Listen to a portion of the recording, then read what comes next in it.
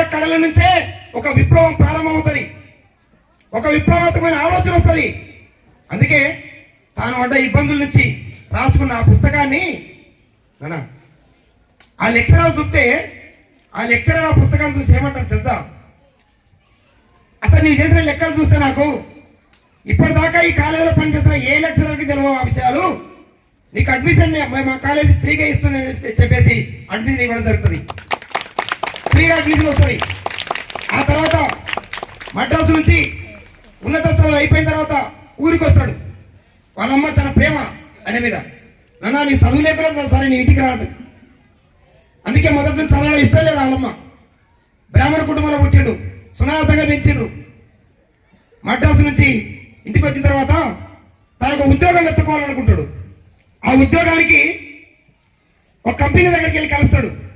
కలిస్తే ఉద్యోగం ఇవ్వరు. ఉద్యోగం ఇవ్వకపోతే తనకు పరిచయం ఒక ఆయనకి తను రాసిన పుస్తకాలను మొత్తం తనకి ఇస్తాడు. ఆ పుస్తకాలు మొత్తం తిరిగేసి చదివి, నీకు నేను పనిచేసిన సంస్థలో ఉద్యోగం ఇవ్వడం కంటే నాకంటే ఒక ఉన్నతమైన సంస్థలో నీకు ఉద్యోగం ఇవ్వాలా అని ఒక పోర్టులో ఒక మంచి ఉద్యోగాన్ని ఇస్తాడు. ఒక పోర్టులో ఉద్యోగాన్ని ఇస్తారు. ఆ పోర్టులో జాయిన్ అవుతారు. పోర్టులో జాయిన్ అయిన తర్వాత అక్కడ ఒక ఇంగ్లాండ్, అక్కడ ఒక మద్రాసులో అక్కడ ఒక నౌకరు పరిచయం అవుతాడు. ఆ నౌకరికి తను రాసిన పుస్తకాలు ఇస్తాడు. ఆ పుస్తకాలు చూసి ఈ చాలా అద్భుతంగా ఉన్నాయి, మీరు చేసిన లెక్కలు చాలా చాలా ఈక్వేషన్స్ ఉన్నాయి, నేను ఇది ఇంగ్లాండ్ కేంబ్రిడ్జ్ యూనివర్సిటీకి నేను ఈ మొత్తం పంపిస్తా, నువ్వు ఒక ఉత్తరం రాయి, ఉత్తరం రాసి ఆ ఉత్తరం మీద నీవు రాసిన మొత్తం లెక్కలు దాని మీద రాయి, అది నేను అక్కడ పోస్ట్ చేస్తా, అక్కడ పంపిస్తా అంటాడు. కొనుక్కోవడానికి కాగితం లేదు ఆయన దగ్గర. అంటే అది రాయడానికి కొనుక్కోవడానికి కాగితం లేదు. ఒక చిత్తు కాగితాల మీద రాసి తన అడ్రస్ రాసి ఆ అధికారికి ఇస్తే ఆ అధికారికి ఇంగ్లాండ్కి పంపిస్తాడు. ఇంగ్లాండ్ కేంబ్రిడ్జ్ యూనివర్సిటీలో లెక్చరర్స్ ఇది పాత కాగితాలు అనుకొని దాన్ని చెత్తపుట్టలో పడేస్తారు. చూడు ఎంత చెత్తపుట్టలో పడేస్తే అక్కడ జిహెచ్ హార్డ్ అని ఆయన ఒక గొప్ప మేధావి, మ్యాథమెటిషియన్, ఇంటర్నేషనల్ మ్యాథమెటిషియన్, అదే కాలంలో పనిచేస్తున్నాడు. ఆయన ఒక రోజు తీరిక సమయంలో ఆ చెత్తపుట్టలో ఉన్న కాగితాలు ఏందని ఆ కాగితాలు తీసుకొని అవి మొత్తం చూస్తాడు. చూస్తే జిహెచ్ హార్డ్ అనేది ఆయన ఈయనకంటే పెద్ద మనిషి, తన జీవిత కాలంలో ఎవరూ చేయని లెక్కలు, ఎవరు సూచించని ప్రాబ్లమ్స్ అయినా ఆ ఈక్వేషన్స్ ఆ కాగితంలో ఉన్నాయి. ఎంత గొప్ప మేధావి అబ్బాయి, ఎవరని ఈ మన రామానుజన్ పిలుస్తారు. రామానుజన్ నీవు చాలా గ్రేట్, నీవు చాలా ఇంటెలిజెంట్వి అంటే అంతకంటే ముందు మిగతా తను పట్టించుకోవాలి, అక్కడ వాడేస్తారు.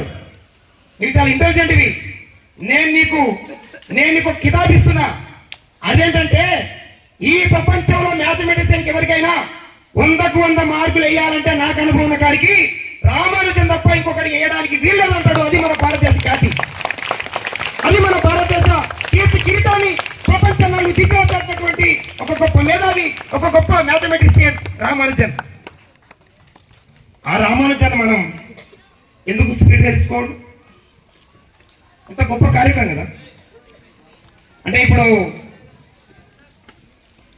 చాలా మంది మ్యాథమెటిక్స్ భయపడిపోతారు. 3900 ఈక్వేషన్స్ రాసినట్టు ఆయన. ఇంత గొప్ప వేదం అనుకోవాలి. అంటే ఇంతకుముందు మాట చెప్పారు కదా, తాను రాసిన పుస్తకాలు ఇంకా దొరకలే. చివరికి చనిపోయిన తర్వాత ఒక చివరి నోటు పుస్తకం దొరికిందట. ఆ నోటు పుస్తకం తన లెక్కల నోటు పుస్తకం. ఆ నోటు పుస్తకంలో ఉన్న అంశం ఏంటంటే, ఇప్పుడు ఆర్టిఫిషియల్ ఇంటెలిజెన్స్ ఏదైతే ఉందో 2024లో ఆర్టిఫిషియల్ ఇంటెలిజెన్స్ వైపు ప్రపంచం పరిగెడుతుందో, ఈ ఆర్టిఫిషియల్ ఇంటెలిజెన్స్ యొక్క సూత్రాల్ని, మూలాల్ని ఆయన పోగొట్టుకున్న నోటు పుస్తకంలో ఆ రోజు దొరికిందంట. ఎంత గొప్ప అనుకోవాలి. ఆ రోజు చివరి నోటు పుస్తకంలో ఆర్టిఫిషియల్ ఇంటెలిజెన్స్ రానున్న కాలంలో ఆర్టిఫిషియల్ ఇంటెలిజెన్స్ వస్తుంది, దీనికి ఇది ప్రణాళిక, ఇది సూత్రమని దాని సూత్రబద్ధీకరించి ఎంత అద్భుతమైనటువంటి రిపోర్టు మన భారతదేశం ముందర ప్రపంచం ముందర పెట్టి. కాబట్టి అందరూ రామానుజనం అవుతామా? కానీ రామానుజన్ మనకి నేర్పింది ఏంటి?